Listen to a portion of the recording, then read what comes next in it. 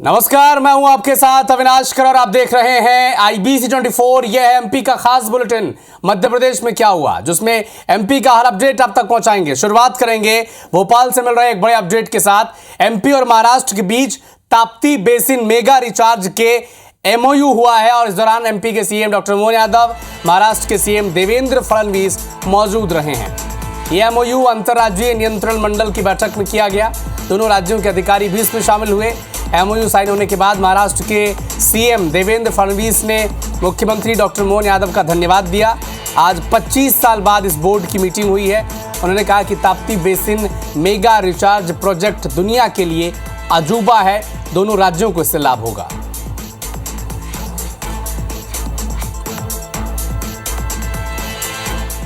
आज का दिन ये बहुत ही ऐतिहासिक दिवस है, क्योंकि कई वर्षों से जो ताप्ती मेगा रिचार्ज का प्रोजेक्ट संकल्पित हुआ था, किंतु किन्हीं कारणों से पीछे रहा था, आज उस पर दोनों राज्यों ने सहमति की है और हमने उस पर हस्ताक्षर भी आज किए हैं। जब मैं महापौर था तब से मैं इस पे प्रयासरत था, 28 साल पहले से, कि काश ये योजना फलीभूत हो जाए।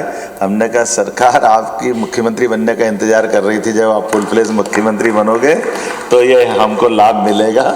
ऐसे अलग अलग मंत्रालयों के साथ कई सारी चीज़ों में हम परस्पर मिलकर के यशस्वी प्रधानमंत्री के नेतृत्व में अपने अपने राज्य की बेहतरी के लिए और ऐतिहासिक और गौरवशाली विरासत को समृद्ध करने के लिए। ग्वालियर में ड्यूटी ज्वाइन करने जा रहे CRPF जवान के साथ लूट का मामला सामने आया। भारत पाकिस्तान तनाव के बीच छुट्टी कैंसिल होने पर जवान डबरा से वापस अपने पनिहार स्थित CRPF कैंप जा रहा था। इस दौरान नया गांव हाईवे पर बाइक सवार 2 बदमाशों ने कट्टे की नोक पर जवान से सोने की अंगूठी और नकदी रुपए लूट लिए। जवान के मोबाइल को पटक कर तोड़ दिया और बदमाश फरार हो गए। CRPF जवान पवन ने थाने में FIR दर्ज कराई है। तलाश की जा रही है आरोपियों की। कल्याणी निकलने के बाद जो तालाब है उसके थोड़े से पहले सम्राट होटल के बाद 2 बाइक सवार आए, अपाची गाड़ी से, काली कलर की, मुंह कवर किया हुआ था। मेरे सामने आके गाड़ी लगा दी और मेरे से बोला जो भी है वो दो, नहीं तो गोली मार देंगे। दोनों के पास देसी कट्टे थे। रिपोर्ट पर से जो है आर्थिक पुलिस द्वारा लूट का अपराध पंजीबद्ध किया गया है। प्रकरण की गंभीरता को देखते हुए तत्काल नाकाबंदी व पुलिस द्वारा CCTV फुटेज व अन्य टेक्निकल साक्ष्य एकत्रित किए जा रहा है। आरोपियों को आइडेंटिफाई कर जल्दी से जल्दी गिरफ्तार किया जाए। दिल्ली से एक बड़ा अपडेट आप तक पहुंचा दें। प्रधानमंत्री मोदी से मिलने तीनों सेनाओं के प्रमुख पहुंच चुके हैं। CDS भी प्रधानमंत्री मोदी से मिलने पहुंचे हैं। NSA अजीत डोभाल भी PM आवास में इस वक्त मौजूद हैं। तो एक बड़ी ही महत्वपूर्ण बैठक इस वक्त प्रधानमंत्री आवास में चल रही है। तीनों सेनाध्यक्ष यानी army chief Upendra Dwivedi, navy chief admiral Dinesh Tripathi, air chief marshal AP Singh, CDS Anil Chauhan, NSA Ajit Doval इस वक्त PM आवास में मौजूद हैं। प्रधानमंत्री नरेंद्र मोदी से एक अहम बातचीत इस वक्त जारी है। तो ठीक 5 बजे भारत और पाकिस्तान के बीच सीज फायर लागू हो चुका है। दोनों देश सीज फायर के लिए सहमति बना चुके हैं। विदेश मंत्रालय ने प्रेस कॉन्फ्रेंस कर इसकी जानकारी दी। केवल 42 सेकंड में विदेश मंत्रालय ने साफ कर दिया कि पाकिस्तान के DGMO की तरफ से फोन आया था, director general of military officer की तरफ से। फोन पर उन्होंने पेशकश की, सहमति पेशकश की कि कैसे सीज फायर पर दोनों देश एक साथ हो सकते हैं। इस पर सहमति बनी है और इसके बाद सेना ने भी अपने प्रेस कॉन्फ्रेंस की है। और इसके बाद अब तीनों सेनाओं के जो प्रमुख हैं जल थल नभ के, वो प्रधानमंत्री आवास पहुंचे हैं और PM मोदी से मुलाकात कर रहे हैं। इसके अलावा वहां पर CDS और NSA भी मौजूद हैं।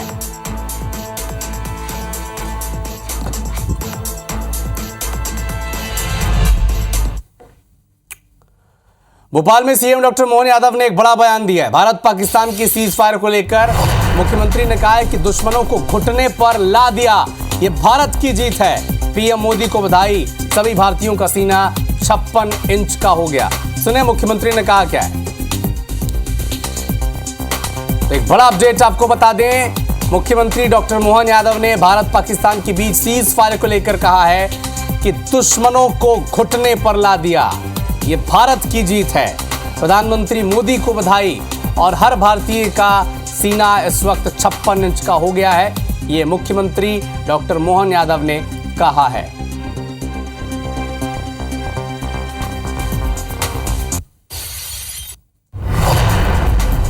देखिए, जिस तरह से शाम 5 बजे भारत और पाकिस्तान के बीच सीज फायर पर सहमति बनी है और सीज फायर को लेकर दोनों देश सहमत हुए हैं। हालांकि पाकिस्तान की तरफ से पेशकश की गई थी, पाकिस्तान के director general of military officer ने फोन किया भारत को और पेशकश की कि क्या सीज फायर किया जा सकता है। तो बातचीत के बाद, लंबी बातचीत के बाद सहमति बनी है और शाम 5 बजे से भारत और पाकिस्तान के बीच सीज फायर लागू हो चुका है। इस पर मुख्यमंत्री डॉक्टर मोहन यादव ने कहा है कि दुश्मन को, पाकिस्तान को घुटने के बल पर ला दिया।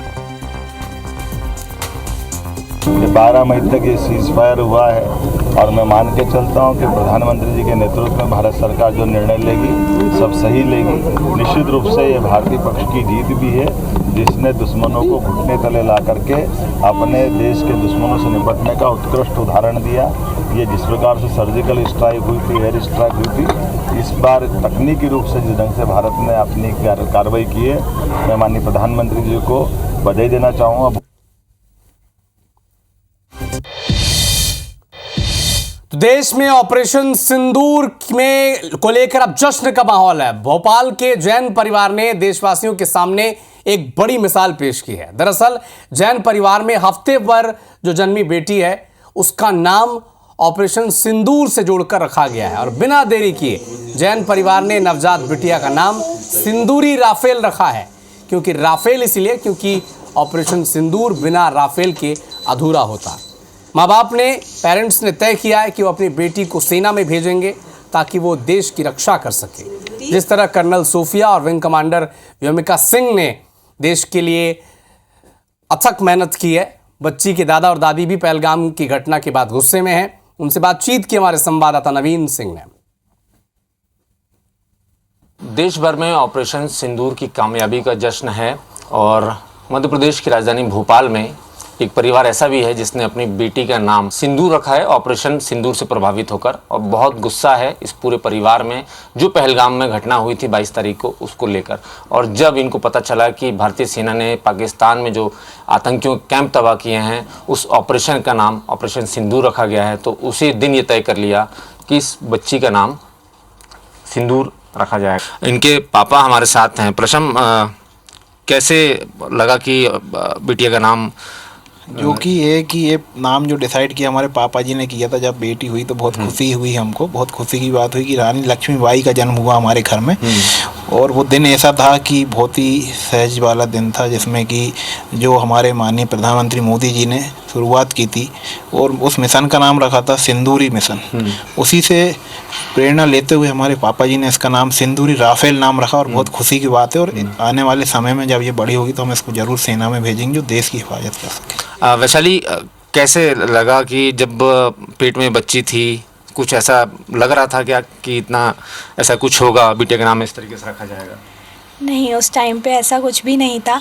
लेकिन हाँ, मेरी इच्छा शुरू से हमेशा से यही थी कि मुझे एक बेटी चाहिए है। और जिस तरह पहले हमारे यहाँ बोला जाता था कि बेटियाँ पापा की परी होती हैं, लेकिन आज के टाइम में बेटियां पापा की शेरनी होती हैं और उन्हें वैसे ही धारना सिखाना चाहिए। और जैसे हमारे देश की बेटियां हर फील्ड में इतना आगे बढ़ रही हैं, हमने देखा कि हमारे सेना में भी 2 बेटियों ने कितनी धूल चटाई है पाकिस्तान वालों को।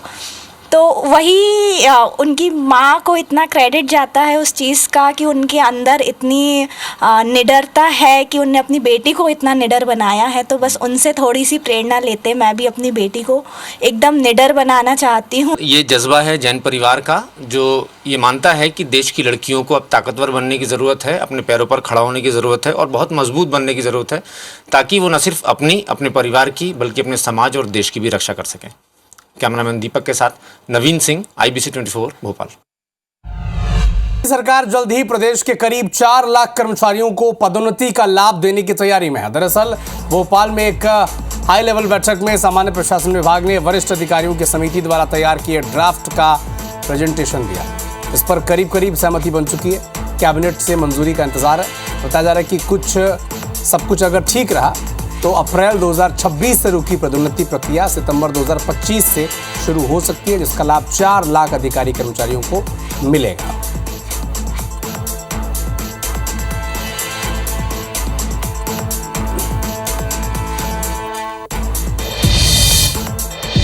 कटनी से एक बड़ा अपडेट आप तक पहुंचा दें। ईओडब्ल्यू ने छापा मारा है। विद्युत विभाग के एई के घर पर ईओडब्ल्यू का छापा पड़ा है। नरसिंहपुर के मकान में छापेमार कार्रवाई की गई है। 5.5 करोड़ रुपए की अवैध संपत्ति का खुलासा किया गया। 9 बैंक खातों की जांच कर रही है ईओडब्ल्यू। तो विद्युत विभाग के एई के घर पर छापा पड़ा है। नरसिंहपुर में जो उनका मकान है वहां पर दबिश दी गई है। लगभग 5.5 करोड़ रुपए की अवैध संपत्ति का खुलासा हुआ है। 9 बैंक अकाउंट्स की जानकारी भी मिली है।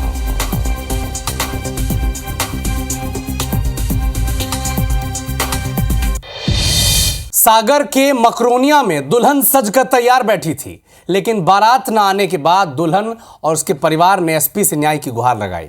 पथरिया हाट में राजा हिरवार के साथ युवती का विवाह तय हुआ था, लेकिन 8 मई को लगन भी पहुंची।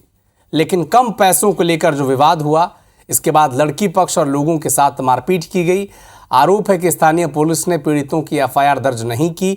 9 मई को बारात आनी थी, लेकिन बारात भी नहीं आई। इसके बाद दुल्हन समेत लड़की पक्ष ने एसपी ऑफिस जाकर न्याय की गुहार लगाई।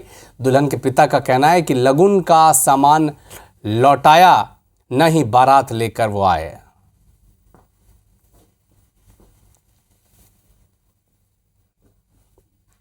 तो देखिए, जो लगन का जो पैसा था वो कम मिला, इसके चलते मारपीट हुई।